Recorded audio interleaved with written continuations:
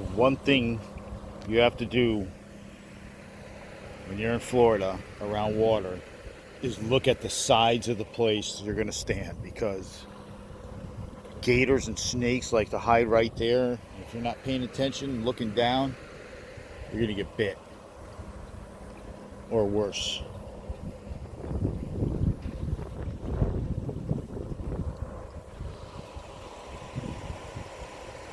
Swamp's filling up fast. 2 weeks ago, 3 weeks ago, this was bone dry. Pretty soon it's going to be nipping at the top of this road. There's some more big fish. Let's drop the camera in there.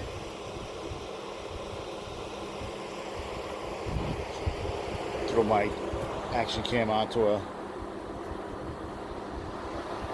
Do I really want to go through all that right now? Right?